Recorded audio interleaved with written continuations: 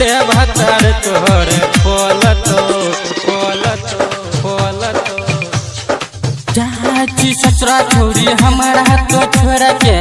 जाची ससुरा छोड़ी हमारा तो छोड़ के मिलते भतार तोहर खोलतो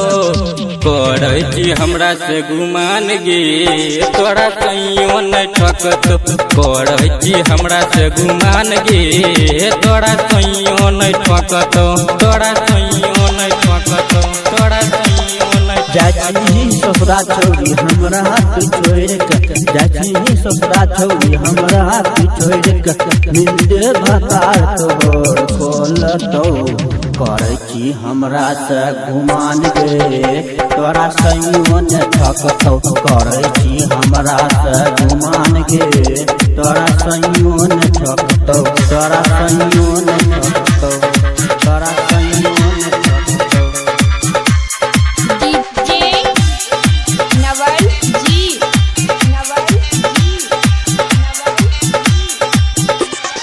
दिनो दिनो है तो सासन नहनम चला फरागे नहनम चला फरागे नहनम चला फर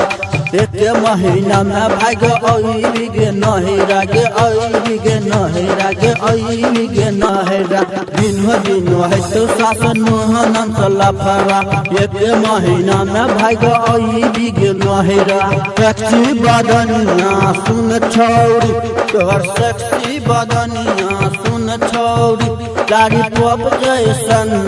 चूसतो करे छी हमरा से गुमान गे तोरा कहियो न ठकतो करे छी हमरा से गुमान गे तोरा कहियो न लगतो तोरा कहियो न ठकतो। MVM recording studio Banmankhi R K DJ कुंवारी जीवन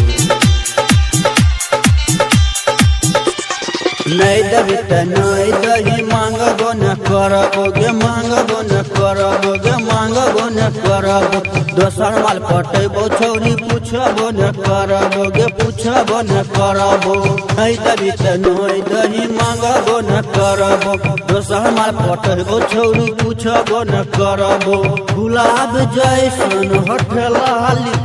गुलाब जैसन होठ लाली कांच उमर में सुखतो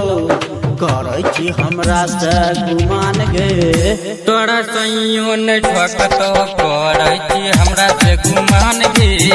तोरा कहियो न ठकतो कहियो न ठकतो तोरा कहियो न ठकतो। MVM recording studio Banmankhi